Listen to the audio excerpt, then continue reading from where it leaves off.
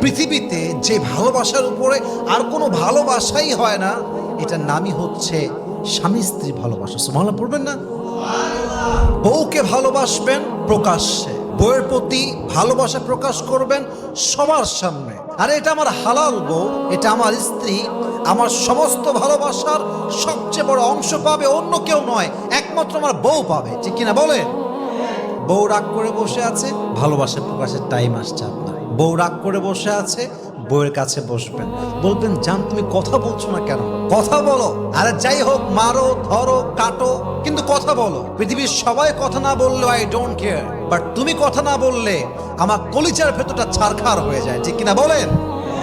ওয়াইফকে জড়িয়ে ধরলে যে মনের শান্তি পাওয়া যায়, এই শান্তি টাকা দিয়ে কেনা যায় না, এই শান্তি পৃথিবীর কোথাও খুঁজে পাওয়া যায় না। ওয়াইফের বুকের মধ্যে আল্লাহ তাআলা স্বামীর জন্য একটা জান্নাতের ঠিকানা করে রেখে দিয়েছে। সুবহানাল্লাহ পড়েন সবাই। कैसे रोकूं मैं अपने आप को तुमसे बात करने से, जबकि हर बात में सिर्फ तुम आते हो। कैसे रोकूं मैं अपने दिल को तुम्हारी याद से, जबकि मेरा दिल ही सिर्फ तुम हो। मेरे लिए पाना भी तुम, मेरे लिए खोना भी तुम, मेरे लिए हंसना भी तुम, मेरे लिए रोना भी तुम, मेरी सुबह भी तुम, मेरी शाम भी तुम, और जागना सोना भी तुम। जाऊं कहीं देखूं कहीं, तुम हो वहाँ तुम हो वही। कैसे बताऊं मैं तुम्हें, तुम बिन तो मैं कुछ भी नहीं। আরে বউকে বলবেন এই কথা, যে তুমি কথা না বললে আমার শূন্য লাগে, তুমি কথা না বললে আমার জীবনটা হাসফাস লাগে, তুমি কথা না বললে মনে হয় পুরো জীবনটাই আমার বৃথা। ঠিক কিনা বলেন? জান্নাতি সম্পর্কের নাম হচ্ছে হাজব্যান্ড এবং ওয়াইফের সম্পর্ক, যে সম্পর্কটা জান্নাত থেকে এসেছে, এবং এই সম্পর্কটা এত দামি যে দুনিয়ার সমস্ত সম্পর্ক দুনিয়াতে শেষ হয়ে যায়। আর স্বামী স্ত্রীর সম্পর্ক জাস্ট দুনিয়াতেও শেষ হয় না, জান্নাত পর্যন্ত এই সম্পর্ক পৌঁছে যায়। সুবহানাল্লাহ পড়েন সবাই। বিয়ের পরের জীবনে যে সুখী, সেই হচ্ছে প্রকৃত সুখী। বিয়ের পরের জীবনে যে অসুখী, তার মতো কষ্ট দুঃখ পৃথিবীতে সেকেন্ড আর কারো হতে পারে না। অতএব বিবাহিত জীবন সুন্দর হবে, হাজব্যান্ড এবং ওয়াইফের রিলেশনশিপ জান্নাত পর্যন্ত পৌঁছাবে। সংসারে কোনো মারামারি হবে না, বড় কোনো ঝগড়া হবে না। এই সংসারকে টিকে রাখার জন্য আজ আমি 10টা আমল বলতে চাই। এই 10টা আমলের প্রতিটা আমল যদি স্বামী করে, স্ত্রী করে, তবে সাংসারিক জীবনে সুখ দিবে একজন। বলেন সবাই, তিনি কে? প্রথমত আমি হাজব্যান্ডের এমন 5টি গুণ বলতে চাই, যে 5টি গুণ যদি হাজব্যান্ড মেইনটেইন করতে পারে, সে অনুযায়ী তার রোলটা প্লে করতে পারে, তবে তার ওয়াইফের মনটা সে জয় করতে পারবে। তার ওয়াইফের মনে তার জন্য অধিক ভালোবাসা ঢুকাই দিবে একজন। তিনি কে?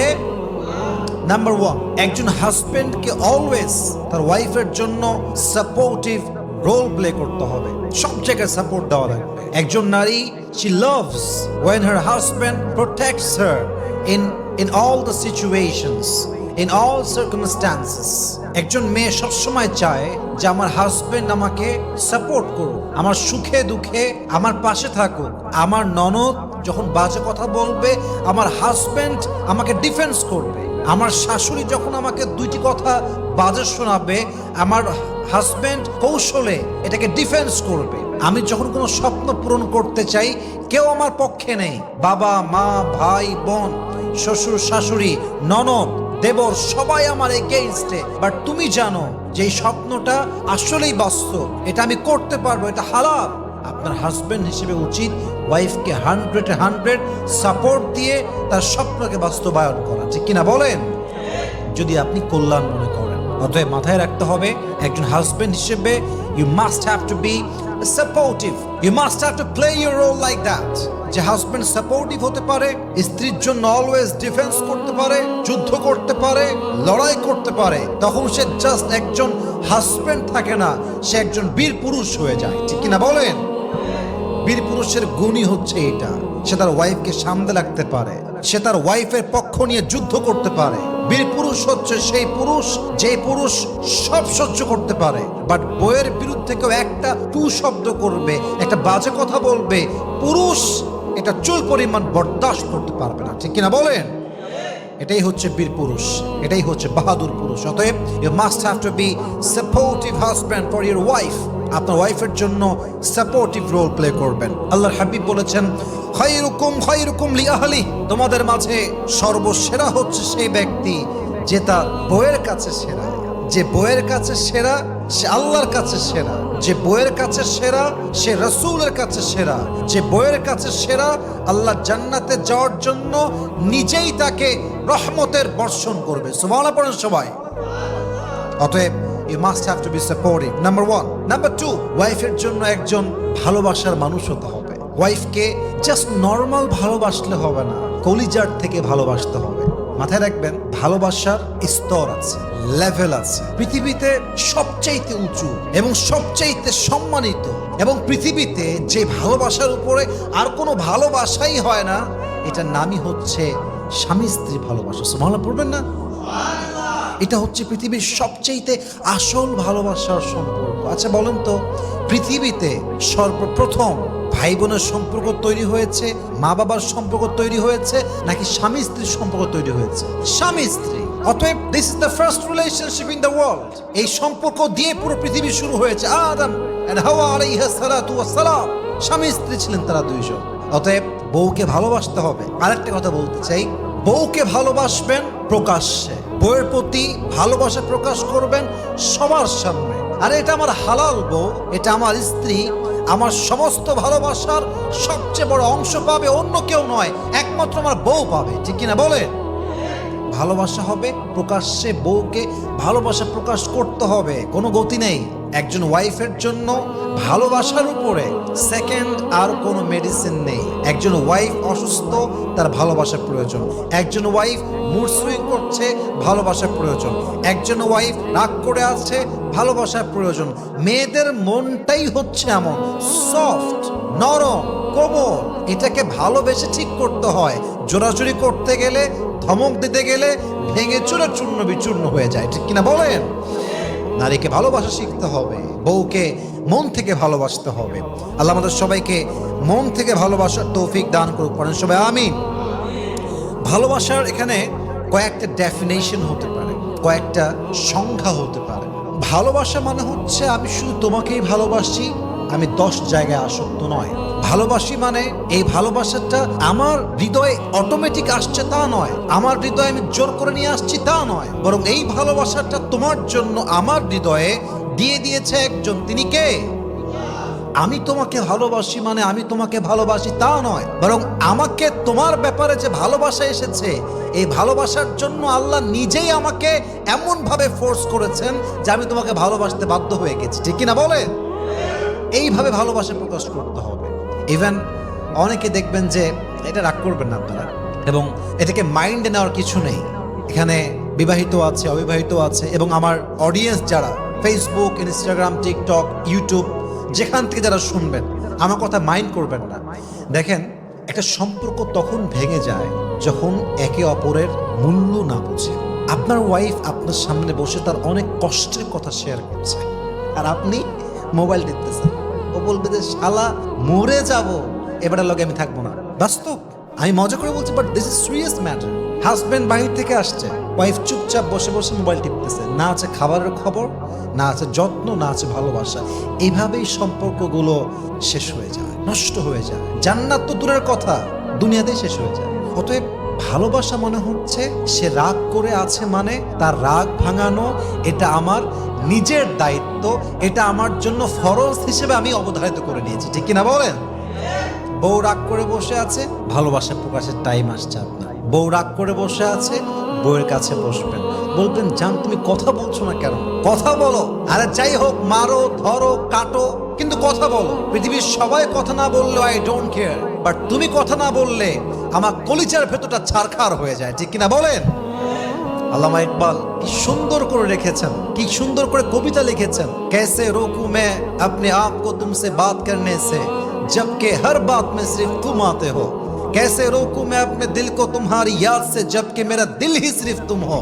मेरे लिए पाना भी तुम, मेरे लिए खोना भी तुम, मेरे लिए हंसना भी तुम, मेरे लिए रोना भी तुम, मेरी सुबह भी तुम, मेरी शाम भी तुम, और जागना सोना भी तुम। जाऊं कहीं देखूं कहीं तुम हो वहाँ तुम हो वही, कैसे बताऊं मैं तुम्हें, तुम बिन तो मैं कुछ भी नहीं। यार बो के बोल भी नहीं কথা। যে তুমি কথা না বললে আমার শূন্য লাগে, তুমি কথা না বললে আমার জীবনটা হাসফাস লাগে, তুমি কথা না বললে মনে হয় পুরো জীবনটাই আমার বৃথা, ঠিক কিনা বলেন?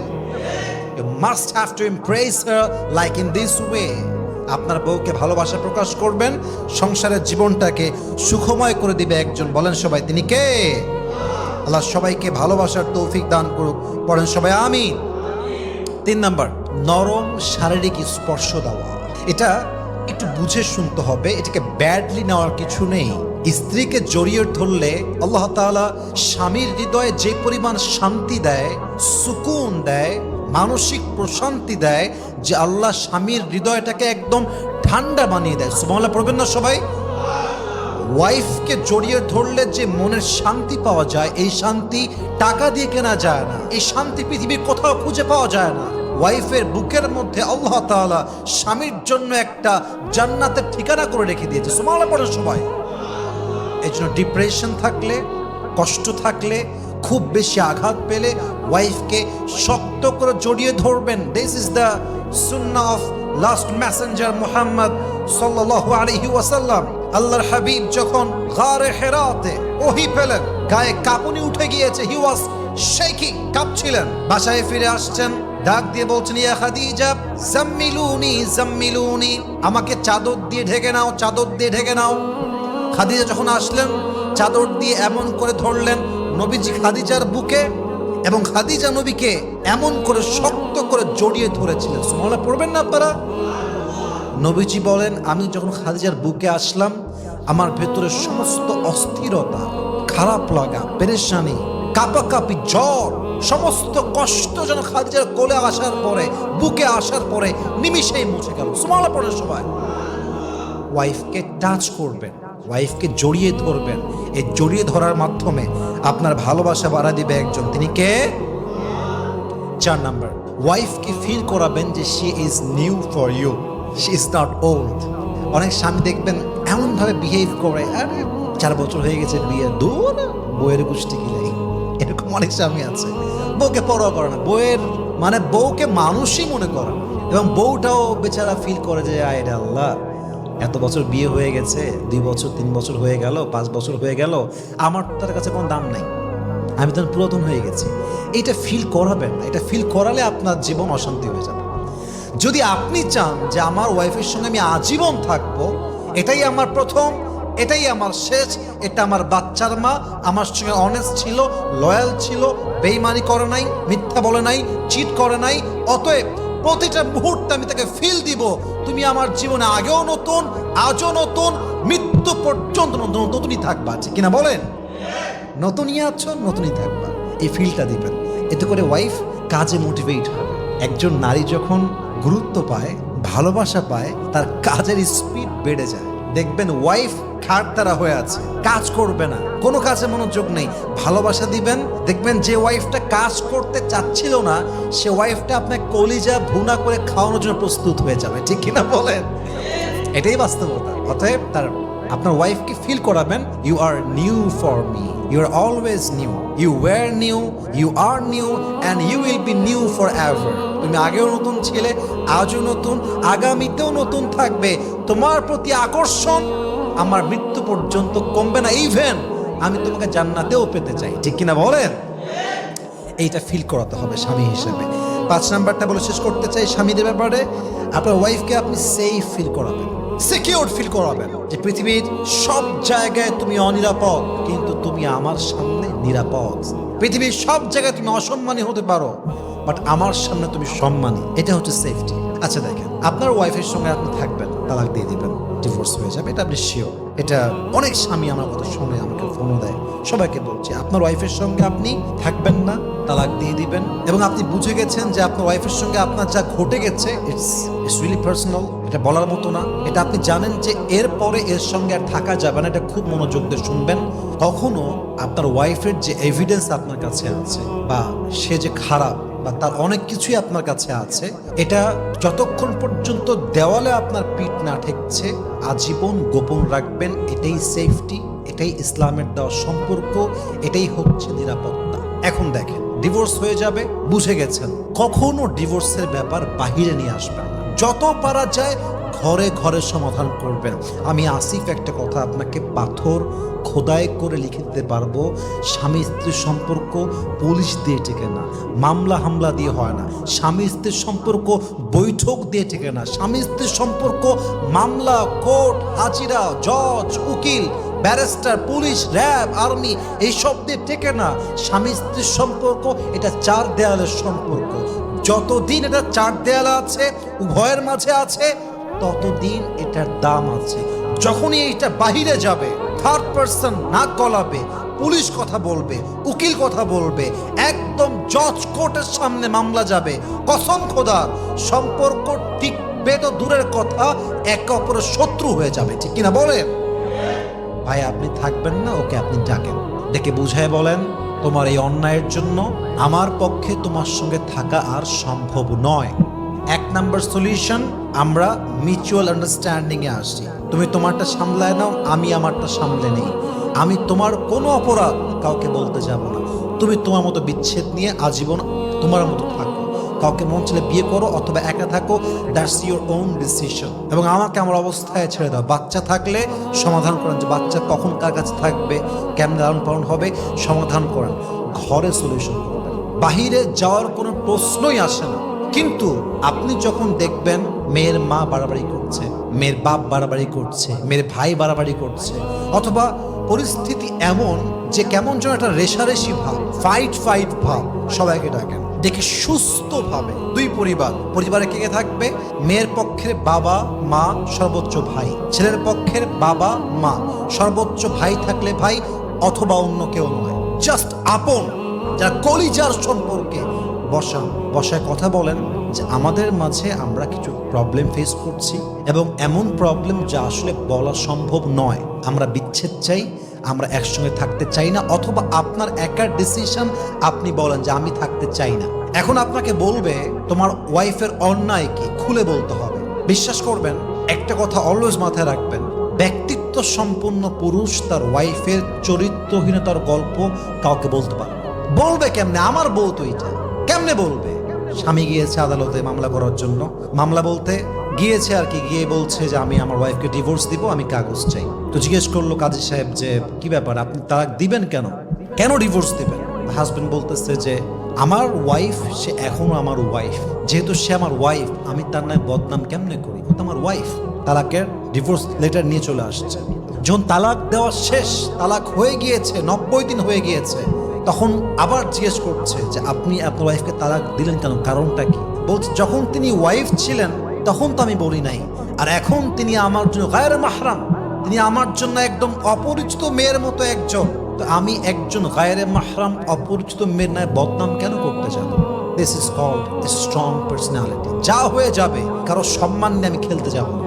কিন্তু যখন দেয়ালে পিঠ থেকে যাবে, কিছু করার মতো আর নেই, তখন আপনি অ্যাকশনে যাবেন। কারণ ইসলাম আপনাকে ডিফেন্স শিখিয়েছে, আগে সমাধান করো, সুষ্ঠু বিচার করো। যদি কেউ তোমাকে ব্যক্তিগত অ্যাটাক করে, তখন তাকে বুঝিয়ে দাও সে আসল হিরো নয়, তুমি আসল হিরো। ঠিক কিনা বলেন? অতএব মেহেরবানি করে ওয়াইফকে সেফটি ফিল করাবেন যে দেখ বাবা, যা করেছিস আমার সঙ্গে তোর মামলা, আমি কাউকে বলতে যাব না, এবং এটা আমি চাইও না।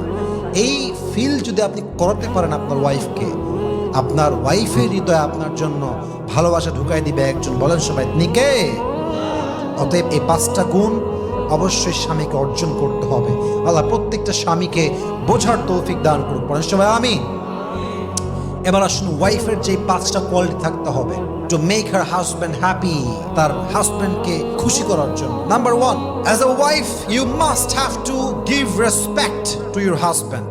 You must have to respect your husband from your heart. একজন মেয়ে হিসেবে প্রথম কর্তব্য, দায়িত্ব হচ্ছে স্বামীকে সম্মান করা। একজন স্বামী সব সহ্য করতে পারে, বাট বউ তাকে অসম্মান করে কথা বলবে, ক্রিটিসাইজ করে কথা বলবে, একজন ব্যক্তিত্ব সম্পন্ন পুরুষ কখনো চুল পরিমাণ বরদাস্ত করতে পারে না। ঠিক কিনা বলেন? Must have to respect your husband. মাথায় রাখবেন, আর রিজালু কাওয়ামুনা আলান নিসা। আল্লাহ তাআলা বলছেন পুরুষরা হচ্ছে নারীদের উপরে দায়িত্বশীল অভিভাবক, আর যে অভিভাবক হবে আমার, তাকে আমি অসম্মান করব না সম্মান করব? সম্মান করতে হবে। অতএব প্রথম কাজ সম্মান করবেন। অসম্মান যেদিন করে ফেললেন, বুঝে নেবেন সম্পর্ক ডাউন হচ্ছে। নামতেছে। আর আমাদের দেশ এত খারাপ, স্বামী অসম্মান করলে কুলাঙ্গার, 1 নাম্বার বদমেজাজ, খারাপ আর খারাপ। আর স্ত্রী খারাপ ব্যবহার করলে, স্ত্রী বাজে ব্যবহার করলে, অসম্মান করলে মুরসুম হয়েছে। মেয়ে মানুষ তো একটু হতেই পারে। আজীব কথা, কেন রে ভাই এই দ্বিমুখী আচরণ কেন? রিসেন্টলি একটা ভিডিও দেখলাম সোশ্যাল মিডিয়ায়, বউ তার স্বামীকে লাথি মারতেছে in front of all the people, পাবলিকের সামনে লাথি মারতেছে। আর মেয়েরা কমেন্ট করছে, মেয়ে মানুষ তো, আবেগ বেশি তো, বুঝতে পারছে না। ও বাবা, আর ছেলে মানুষ মারলে 10 লাগে, ঢোকা জেলে, 14 শিখের ভাত খাওয়া। কেন? মেয়েদের বেলায় আসলে পুরুষরাও বেইমানি করে। একটা ছেলে আর একটা মেয়ে তর্ক লাগছে রাস্তার ভেতরে, দোষ কিন্তু মেয়ের, সব অন্যায় ওই মেয়েটার, ছেলে কোনো দোষই নাই। পোলাপান সবগুলো গিয়ে মেয়ের সামনে গিয়ে, হ্যাঁ কি হয়েছে আপু, সব দোষ কিন্তু ছেলের না, সব দোষ মেয়েটার। ছেলেরাও এগুলো করে বেড়াচ্ছে। কেন? মেয়ের কাছে হিরো হতে চায়, মেয়ের কাছে খুব বেশি সে পাওয়ারফুল দেখাতে চায়। হ্যাঁ, মেয়ের পক্ষে তুমি গুণগান গাও, আমরাও গাই, আমরাও মেয়েদের রাইটস নিয়ে কথা বলি, অধিকার নিয়ে কথা বলি। আর তোমাকে প্রেক্ষাপট বুঝতে হবে, কোথায় তুমি কি করছো। একটা মেয়ে স্বামীকে বলতেছে স্বামী আমাকে মারছে, আর স্বামী গায়ে হাত তুলে নাই, কেন বলছে? মামলা দিবে, মিথ্যা মামলা।